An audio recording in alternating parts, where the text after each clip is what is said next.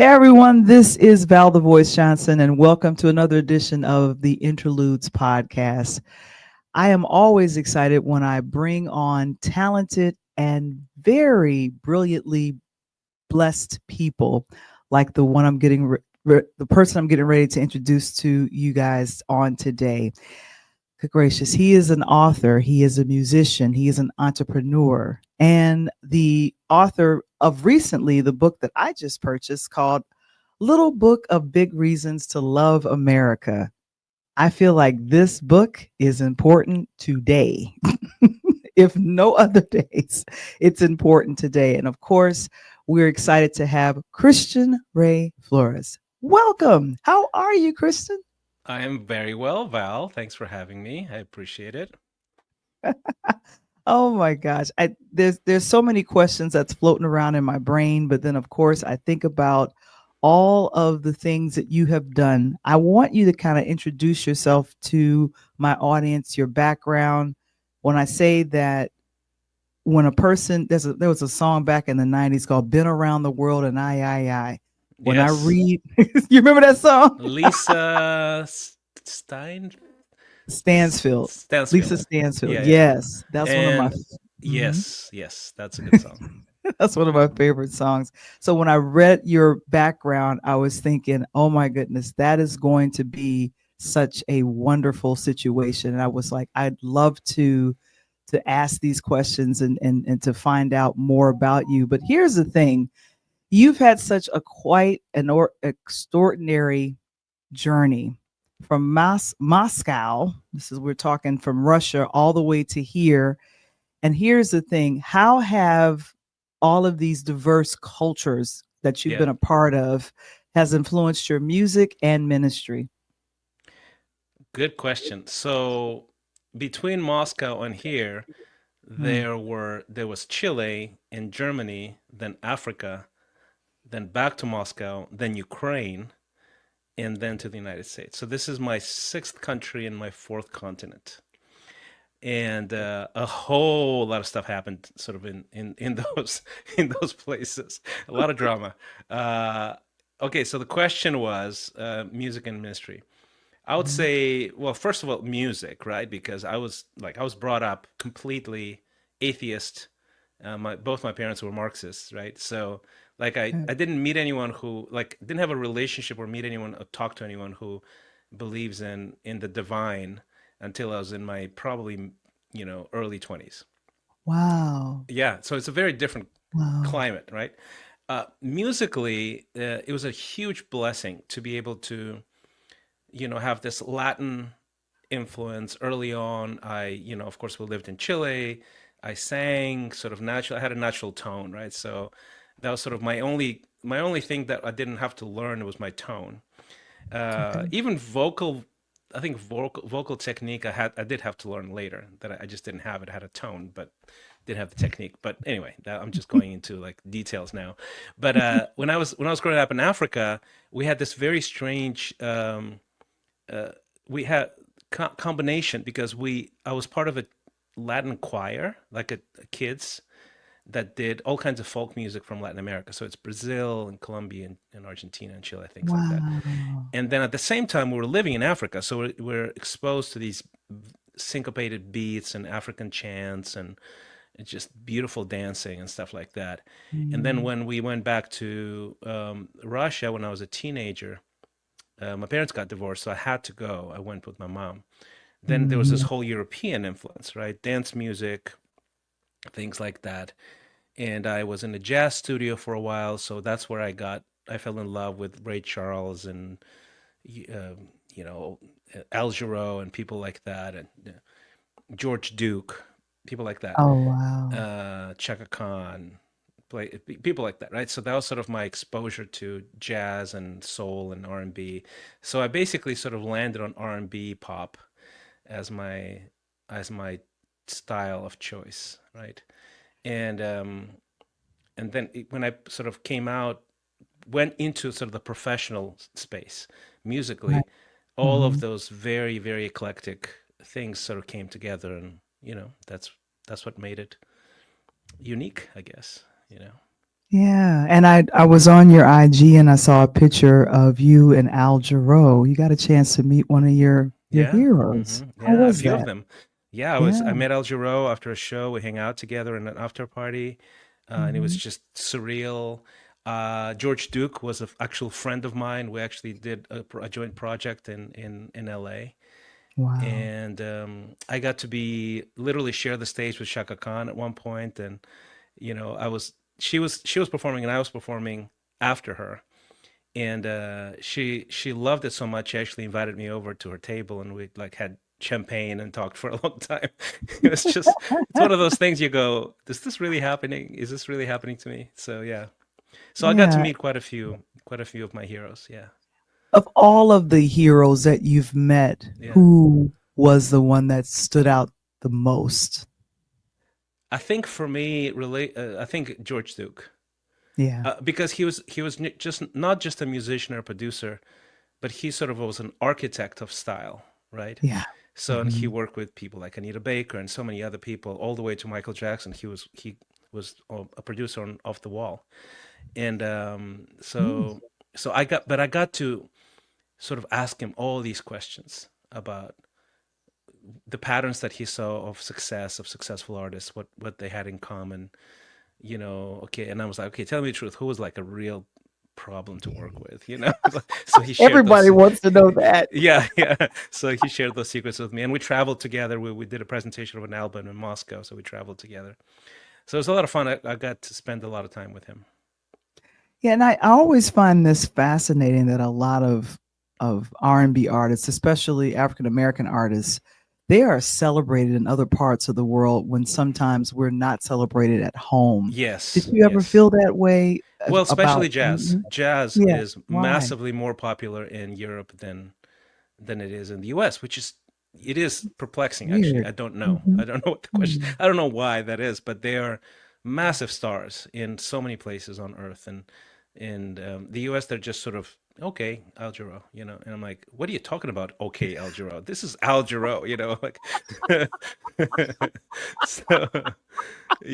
So yeah, but I was sort of my musical. I was like the maturation of my musical tastes was definitely jazz and R&B for sure. So it shaped me Yeah. forever, So still So my I'm assuming preference. that's what led to, and we're going back some years, Yeah, your big single that you had out. It was called Our Generation. yeah, yeah, yeah. I Yeah, had a yeah. string. How did that single come together, and how did you get started in your music career with that song? Well, actually, I didn't get started with that song. I had a bunch of hits before that, Okay. and basically, so I started in the early '90s, and it was honestly the chances of me succeeding were very low because Hmm. I was this R&B pop hip hop kind of guy Mm-hmm. who was introducing this kind of music into a space that never had R&B pop and hip hop kind of stuff in the charts, right? It was sort Mm-hmm. of more underground music, right? That clubs, certain very like it was basically underground. So I made it mainstream in a significant way by mixing, the music, making it sort of more palpable to the post-Soviet ear, I guess, because it's Okay. the Soviet space is like 15 different countries that broke. That was used to be the Soviet Union, but they stayed in the same cultural, almost like ecosystem. The same Oh, stations, TV stations, radio stations, etc. right. So when I started doing that music, it was very much R&B, very much Oh. R&B. And then a lot of people were very skeptical of it, going, yeah, I don't think the Russians will get that, and I can give you even an example of the barrier. So Okay. the barrier, for example, if you go on stage, most places in America, and you would tell the crowd to clap on the second beat, like this, right? Mm-hmm. If you go on the stage in Eastern Europe, you'll do this, and people clap on the first. Oh, That's a different. that's a cultural peculiarity. So they prefer sort of the on the beat clapping, right? And then if you go to some of the smaller countries that are much more, I would say, ethnic, right? For lack There of a you better word, like Armenia, Georgia, places like that, Azerbaijan. go. So you might not even know where they are, but they appreciate syncopated music. So I had a massive following, like in places like Kazakhstan, right? You know, Wow. yeah, the land of Borat, which is like, it's not actually, what they show in Borat is nothing, it's not has nothing to do with Kazakhstan. But anyway, but but we did sports arenas in Kazakhstan, in places like that. Wow. Yeah. So anyway, but my point is, there's a musical taste and a musical aesthetic that is local. And then when I came on, um, most people were skeptical that it would actually gain traction, but it did. And I think it was because of the showmanship. We had great choreography, great dancing. We Yeah. it was just great music. And then after a string of hits, we had sort of that Our Generation one, which became this massive massive hit, like a mega hit. And it was Yeah. just it sort of captured the pulse of a generation. It was very bold, etc. So yeah, that's the backstory. Yeah. And I wanted to kind of get the backstory of that because it is something that made you very popular at the time. And I Hmm. feel like when you start off, and I hear this from other musicians that have had like massive hits and stuff, it's then that transition of what do you do, what's next if you Hmm. decide not to stay in the lane of music, where else do you go? And so I'm just wondering, like, you've managed this balance to be this pop star, you're an entrepreneur, and now ministry. Now, Hmm. my question is, when did ministry come into focus for you when you were still being a musician and going out and wowing everyone on different continents? Well, I was at the peak of my career when I became a Christian, which is unusual. Usually Mm. people become Christians when they're tanking, right? They're desperate, you know. You. Yeah, but I was actually tanking. I was tanking emotionally, but I was at the peak professionally. Okay. Yeah, so Mhm. I became Christian December 95. So it was actually before that big hit. It was Oh, okay. yeah. So I was not even peaking yet, basically. I was peaking 96, you know. There Uh, you go. but but uh, but I was definitely massively going. It was like an explosive growth. And what happened was I became a Christian. I started really like reviewing everything about my life. I got a lot of mentorship, and a lot Mhm. of guidance, and it changed me so profoundly. And I'm sort of this. I'm a pretty radical guy in the sense that if I go all in, And Yeah. I was I was not shy about it. So I have like three magazine covers where I basically on the cover of the magazine say I'm a Christian. I have deep convictions about Christianity or something like that. Versions of that, like on the cover. And I got a lot of heat from the press and all kinds of people. People were like, "No way, this guy," because I had a reputation, like a very different reputation. Let's put it that way, right? Mhm. There So you people were go. like, "No way, this is like a phase. These artists." So, uh, but I stuck with it, and but what happened when it comes to transitioning into other careers, and I hope that Mhm. speaks to your audience because sometimes you are in a career path and you get stuck there even though it's somebody else's dream, and I'll unpack what that means. Mm. You Okay. know, you maybe your parents wanted to do something, maybe your peers wanted to do something, maybe you're just having such success financially that even though you might feel a little bit misaligned or a lot misaligned, you're not going to switch away because you have this sort of reputation, the status to maintain, right? Right. Or even a spending Mm. habit, standard of Yikes. living, so to say. Yeah. So, Mhm. and I think most people, um, they they end up getting sort of staying on a lane that's no longer theirs for way longer than they should. Mhm. And we're just not honest with ourselves. We're just quietly miserable. And what I found is I have sort of one of my unfortunate perhaps gifts and fortunate in other ways is that I'm completely incapable of staying with something that no longer excites me. And I was on a train ride, and I was going on tour on a train ride, and I remember very distinctly when I had that thought that I'm going from city to city and entertaining thousands and thousands of people, and my crew is with me. I think I was traveling with like 20 people or something like that at the time, so Wow. I had an entourage, right?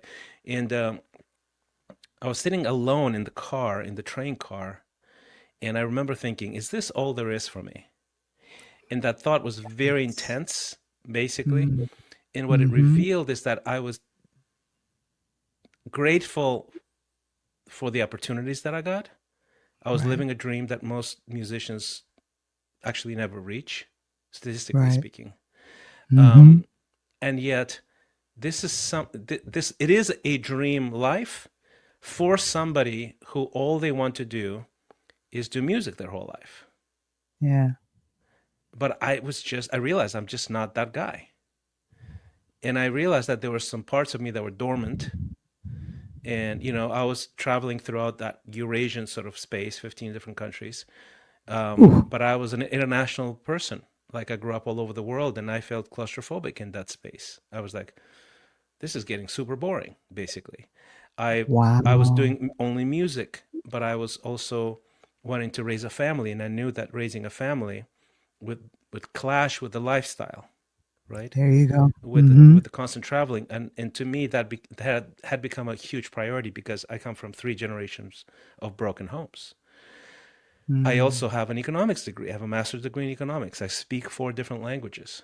None of those things were being utilized in that space where I was at. Wow. Mhm. So I was like, it's sort of embarrassing to acknowledge this, but I'm sort of bored doing this, and I don't want to be bored for the next 20 years, basically. So that's sort of was the initial, impetus. And I really wanted to do ministry because I felt that if I can entertain thousands of people and I don't change eternity for them in any way, shape, or form, Mhm. maybe I can use that same ability to preach the gospel and actually change eternity for some people.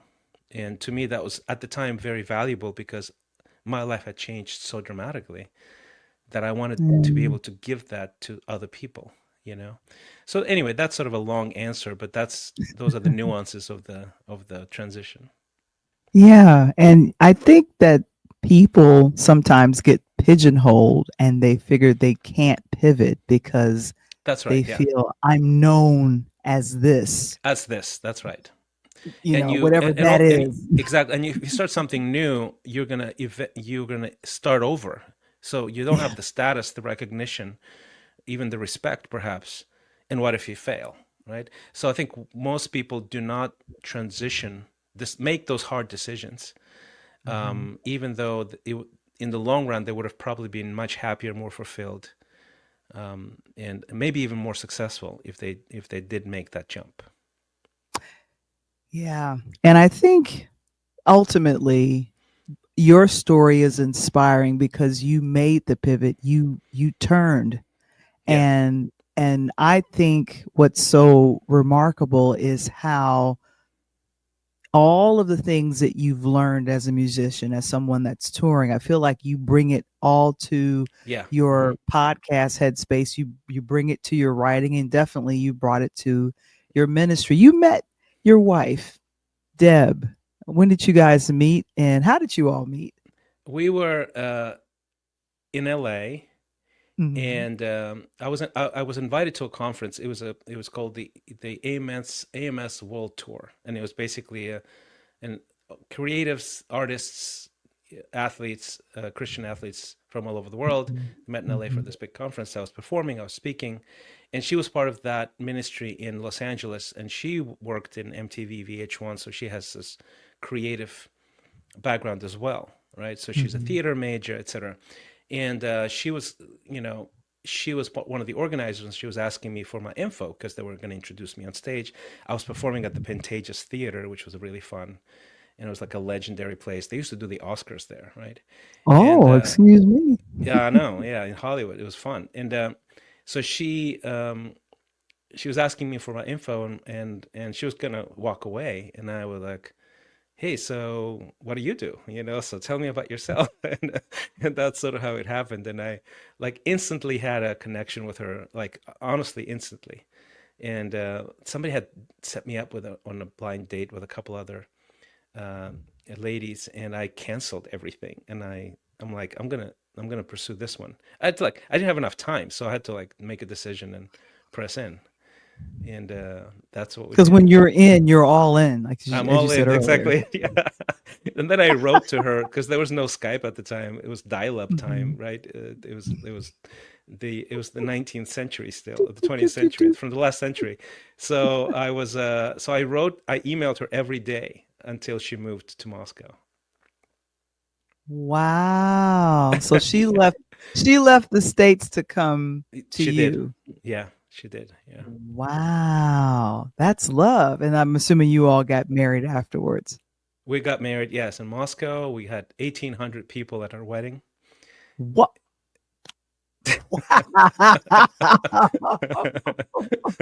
Oh my gosh, that's amazing. Yeah, there was a Oh, lot of people there.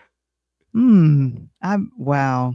And and what, I'll get your thoughts on what's happening over there right now. And I kind of had to have someone kind of break things down about the Ukraine Russia conflict. Yeah, Not going to get into it right now, but I just, in my mind, I was just thinking how beautiful to have a wedding in Moscow, where yeah, it's I can just imagine and see how beautiful it is.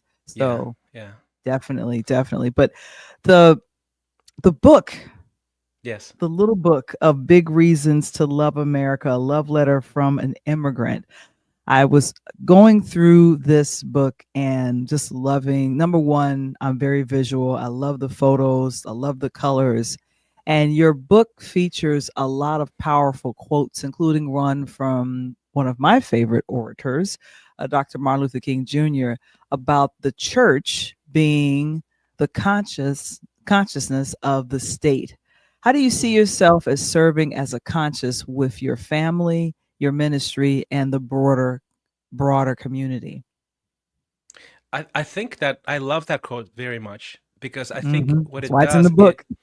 because it's because there's basically these two camps essentially, right, in America. And Mhm, mhm, one is really more about, that the this is a Christian nation, mhm. all of that stuff, right? Which it was never a Christian nation actually.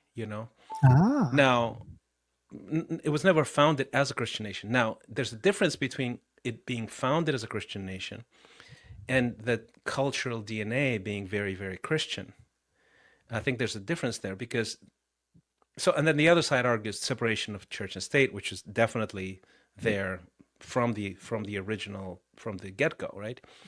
And I Right. think both can be reconciled by this quote. Ah. The the idea that this is a this is a nation that has been built on Christian principles.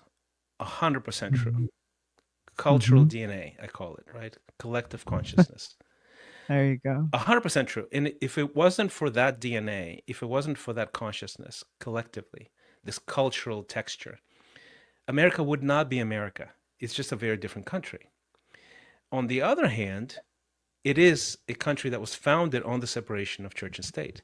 And the reason for that is because the founders didn't want one group, one religious group, to take hold of the political power and lord it Mhm. over other religious groups. Right. That was the motivation, right? So it was never meant. It was never meant to be governed by a theological elite, so to say. You know.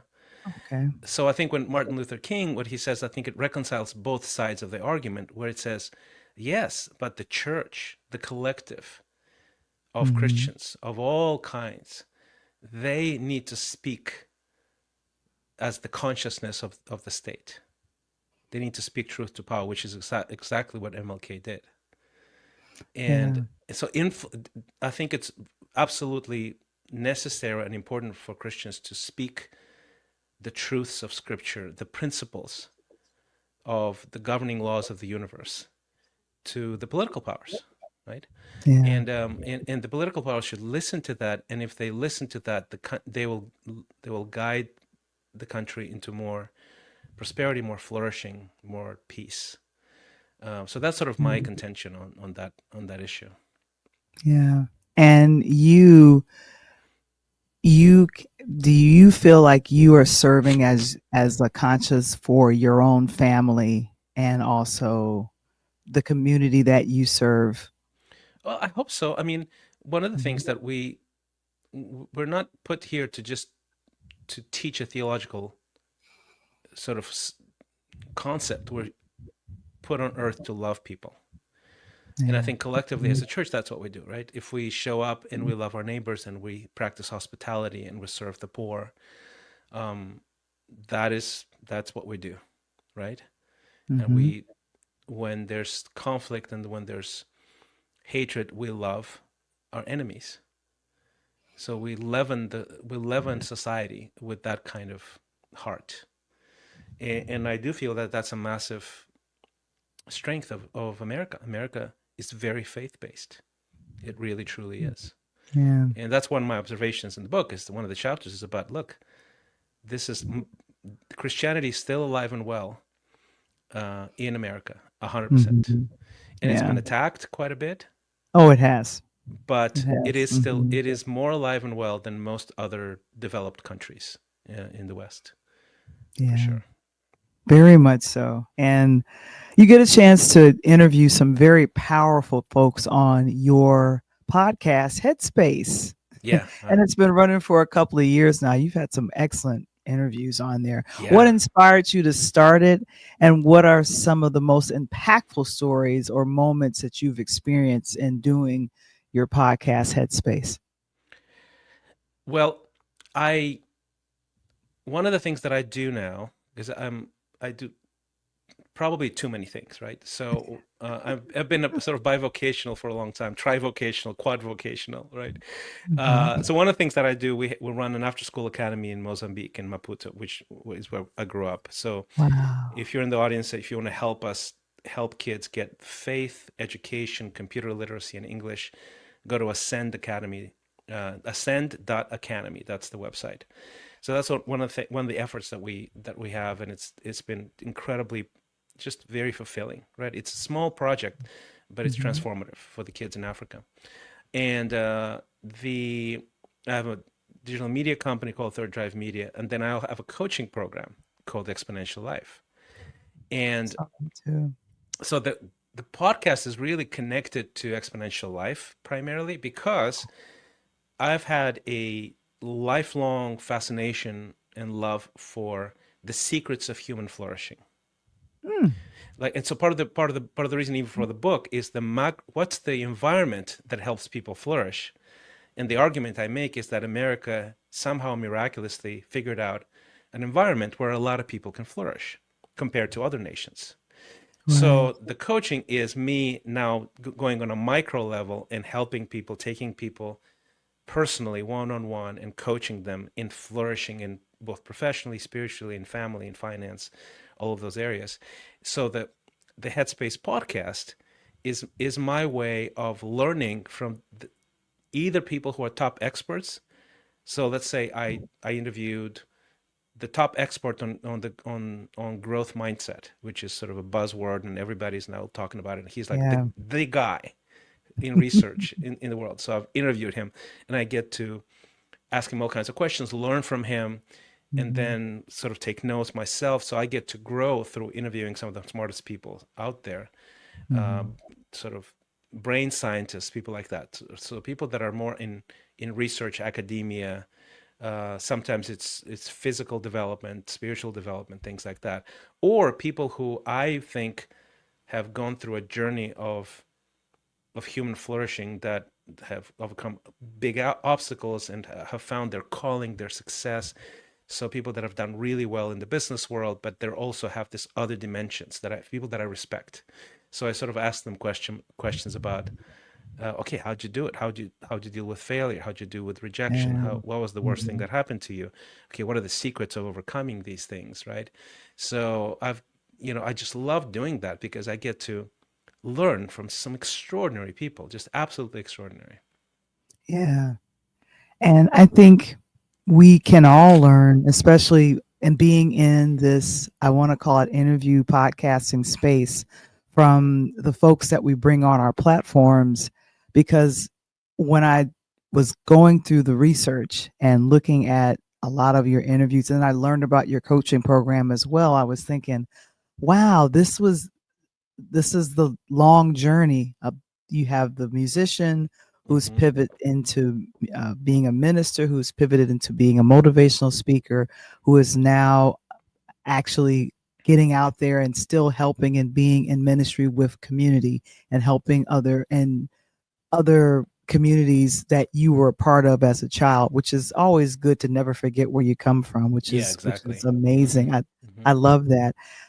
With your diverse experiences, what legacy do you hope to leave your three daughters, and what would you like to be remembered for most of for your life and work?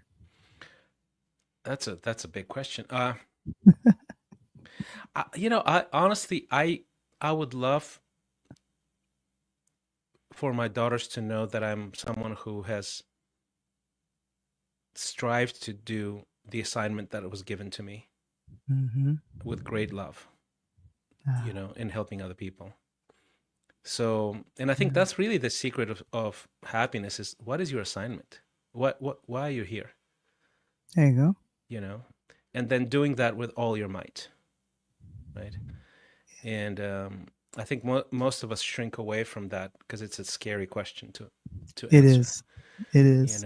Because the assignment is always a little bit harder than you think, or maybe a lot harder than you think, than you believe in. You don't believe in yourself that much.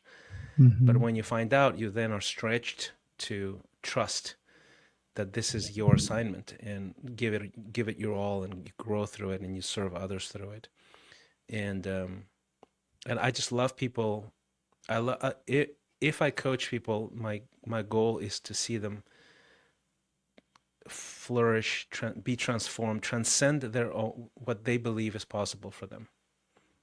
That's basically my aspiration. Yeah. And the scripture that comes to mind is, I can do all things through Christ Hmm. who strengthens me. So I feel that when people talk affirmations, I'm like, the best affirmations come from the Bible. Oh, 100%. Yeah. Yeah, absolutely. you want Yeah. to you want to affirm, just go to the Bible. I feel Yeah. like Yeah. that's the best place to go. Oh my gosh. There's just so much. And I think that our community with interludes would just love to know more and more about what you do, where they can find you, and how they can get their hands on the little book. On the little book. If people want to find out more about your ministry and your to book you, either even for speaking or to Yeah. be and learn more about Headspace, where would they go? So, for the book, you just go on Amazon and plug in my name, Christian Ray Flores, or if you don't remember the title, Little Book of Big Reasons to Love America. Everybody's like, it's a mouthful, but it works. But so you can look it up in a heartbeat. You'll find it. If you feel like, hey, I really want to get more inspiration on a regular basis, go to my Substack newsletter. It's christianrayflores.com. It's my newsletter. I drop 2 posts a week. One is free. The other one's for those generous souls who want to support our work, and our subscribers for Mhm. like $11 a month. And uh, and that's a special post on Wednesday mornings rather. And Mhm. uh, and then look, if you want to book me, you can just go to exponential.life without the E, starts with an X. And I'm speaking at churches. I'm speaking at conferences now. So I'm sort of beginning to do more speaking this year because I'm letting go of a couple of endeavors that were stretching me a little bit too thin. So I have a little bit more space this Mhm. year and going forward. And that same website, exponential.life, is the coaching website. So you can see the program, the kind of people we help, and listen to some testimonials and and see if it's a good fit for you. Excellent. Excellent. Christian Ray Flores, it has been an honor to have you here with the Interludes podcast. Thank you so much for joining us on today. Val, thank you. It's good to speak to someone who is a has been a true professional for decades and decades. You've told me a little bit about your origin story as well, and it's fun to reminisce about the good old days when you could edit with analog tape. That's OG, man. That's fantastic stuff. Telling my age, but it's okay. I like it. Embrace it, Val. Embrace it. I'm embracing it all. I'm Val the Voice Johnson, and this is the Interludes podcast. And that's the official end. That's Yay! good. That's good. I end all of the. Okay, I got to hit